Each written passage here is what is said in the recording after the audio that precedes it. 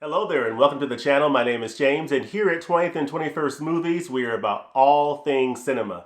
All right, we're here for another installment of our monthly Director Spotlight series. This is a series that we titled Taste of Director Series, and each month we'll turn the spotlight on a specific director, filmmaker, and we'll tell you a little bit about the filmmaker. We'll focus on 3 to 4 films from her or his filmography, just to give you a taste of what that director has contributed to the world of cinema. What types of films has she or he made? Now, as I said before, choosing 3 or 4 films from a director's work does not give you the full body of work that they have done. It doesn't give you the full depth and breadth of what they've contributed, but the idea is to focus on 3 to 4 prominent films from that director's library to give you a taste of what they have done in the world of cinema. This is, for me, an area of discovery for me since I've been doing this YouTube channel, is discovering new filmmakers, discovering new directors, new films that I had never heard of. Whenever I do a video on this channel, I get comments in the comment section from you suggesting different films, different filmmakers, and oftentimes I have never even heard of those films or directors. And so for me, it's an element of being able to discover new filmmakers and just broaden my knowledge of the world of cinema and experience new things out there beyond the films that I've already seen. And that's also a reason why I'm really into the Criterion Collection, is the discovery of new filmmakers, other areas of cinema. So for me, I love discovering new filmmakers. That is why I do this series, to help expose others to different filmmakers, so that, hey, maybe you're listening to this video right now, and maybe you've never seen any films from this director, and it could be an entry point for you into learning more about that director and seeing some of the awesome films that she or he has made. So, without any further ado, in this episode, we're going to be talking about Denis Villeneuve films. So this is a taste of Denis Villeneuve films. He is one of the most visionary and fascinating filmmakers I think that's working today. And he has done some awesome films. The films of his that I have seen, I've loved every single one of them. They're fantastic films. He's made a number of different types of movies, and it just shows the craftsmanship and I guess the versatility, I would say, not craftsmanship, but the versatility that he has and the range that he has. And then with each movie, he brings a high level of craftsmanship to the films that he makes in terms of the worlds that he builds, the types of characters that he is presenting on screen. He is really a fascinating filmmaker that I am really looking forward to seeing more work from over the years. So, Denis Villeneuve, I'm going to cover 4 films from this director, but before I do, let me tell you a little bit about director Denis Villeneuve. So, Villeneuve was born in Canada, in Quebec, in a village called Gentilly in October of 1967. So he was born in 1967 in Gentilly in Quebec, Canada, to Nicole Demers, who was a homemaker, and to Jean Villeneuve, who was a notary. He's the oldest of 4 children. He has a younger brother, Martin, who is also a filmmaker. So his brother, Martin Villeneuve, is also a filmmaker. He attended a number of schools in Canada, and ultimately studied cinema at a school called the Université du Québec à Montréal. So he studied cinema there. He is currently married to Tanya Laponte, who's a journalist and a filmmaker, and he has 3 children. And he has directed about 10 feature films to date. And Dune Part 2, I believe, is slated to release in 2023. He's also directed some TV episodes and some short films. He's a highly acclaimed director. He's received numerous Canadian film awards. And like I said, he is one of the most highly respected filmmakers working today. And he has some awesome, awesome films, some of which I'm going to talk about right now. So these are the films that I'm going to cover in this Taste of Director series entry for Denis Villeneuve. The 4 films include Prisoners from 2013, Sicario from 2015, Blade Runner 2049. This is the sequel to this film here, of course, legendary film, requires no introduction, the original Blade Runner. And last year, Dune was released. Dune Part 1. This new interpretation of Frank Herbert's novel. So, let's jump into the first film here.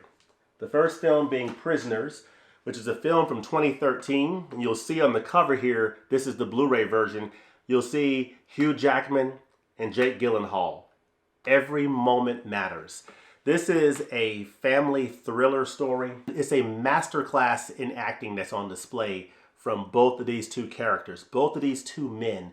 Hugh Jackman being a father in this town, and Jake Gyllenhaal being the police officer who is investigating the disappearance of Hugh Jackman's daughter. And the intensity that both of these men bring to their performances, Hugh Jackman being the father who is increasingly desperate to figure out what's going on, or where is his daughter. Of course, he and his neighbor are both their daughters are missing. His neighbor is Terrence Howard. So you see the intensity in his character as both of these fathers are doing whatever is necessary to find their daughter and figure out what happened. Jake Gyllenhaal being the police officer who is under increasing pressure to figure out and solve and do this investigation. So very intense thriller, drama, and the performances of these two men here in these roles is absolutely phenomenal. And I think Denis Villeneuve did a great job of setting up the world in terms of this small town and just setting up the atmosphere leading up to the disappearances and then all the chaos after that. Amazing, amazing work. I would say to this date, these are two of the best performances here by these actors in any film that I've seen them in. Absolutely, hands down. Jake Gyllenhaal in Prisoners, his performance in this movie is up there with his performance in Nightcrawler from 2014. So, and I think Nightcrawler actually came out the year after this film. So Jake Gyllenhaal's turned in a couple of fantastic performances between 2013 and 2014. Prisoners being a fantastic, fantastic film. So, of course, who else did I miss here? Of course, you have Hugh Jackman, Jake Gyllenhaal, Viola Davis is in this, Terrence Howard, Maria Bello, Melissa Leo, and Paul Dano. So, definitely check out Prisoners if you have not seen this movie. It is highly, highly recommended. Really nice film from Denis Villeneuve. It's a brilliant, hair-raising thriller you will never forget. And that is absolutely the case. Prisoners from 2013. All right, this comes to the next film here, which is among my favorites from Denis Villeneuve. If you were to ask me what is my favorite film from this director, it would be very hard to do, but I would probably come down on Sicario. So this is the 2015 film starring these amazing leads. Of course, you have Emily Blunt here, Benicio del Toro, Josh Brolin. Need I say more? If you got these three actors in one film, it is very hard to mess it up. And in the hands of Denis Villeneuve, this is a masterfully made and presented film. From the opening scene, it just sucks you right into this world. It's just an amazing, amazing film. Sicario is, of course, I think I pronounced it correctly. It's in Spanish. It's Spanish for hitman. And it's a 2015 American action thriller, stars these three amazing, amazing folks. And it basically follows an FBI agent who's enlisted by a government task force to bring down the leader of a powerful and brutal Mexican drug cartel. The intensity of the scenes, the acting, the story, and the world that you're put into in Sicario is masterful filmmaking from director Denis Villeneuve. He does a really nice job of, and I guess is working with a great team of people from an art design, production design, art direction. He creates amazing worlds.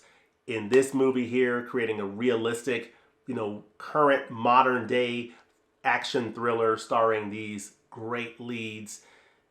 Great, great filmmaking. There's a sequel to this called Sicario Day of the Soldado that includes Benicio del Toro and Josh Brolin. It's okay. This is the one to go with. Sicario, the original movie by director Denis Villeneuve. It is absolutely phenomenal. It says a brilliant action thriller, exceptional, a must-see knockout, all the superlatives that they typically say at the back of these cases. One of the best movies of the year, certified fresh Rotten Tomatoes. It's got all the kudos, all the accolades, all the acclaim, and it richly deserves it. great film starring these three folks right here. Definitely check it out. The next film is a film that is a sequel, that is the sequel to the original Blade Runner starring Harrison Ford. Denis Villeneuve came on to direct this follow-up in 2017 that stars Ryan Gosling, also has Harrison Ford, Ana de Armas, and Jared Leto, and it is Blade Runner 2049. So this is Blade Runner 2049. With answers comes questions. So this is an absolutely phenomenal film. Of course, it's the noir science fiction film directed by Villeneuve. It's a sequel to the original 1982 film, and it is absolutely phenomenal. It puts you right back into that dystopian, futuristic world in LA, in Los Angeles. Ryan Gosling is in this, and it's just phenomenal. So, Gosling plays K. He's also a Blade Runner in this movie. He uncovers a secret that threatens to destabilize society in the course of civilization. This is a phenomenal follow-up to Blade Runner. When this was announced, that they were going to do this film, I think a lot of people were concerned with, the idea of making a sequel to this brilliant classic film. Of course, at the time that Blade Runner came out, it wasn't as critically acclaimed as it is today. It's one of those things that, history has been much kinder to Blade Runner, and people have come to appreciate it more over the years as a cult classic.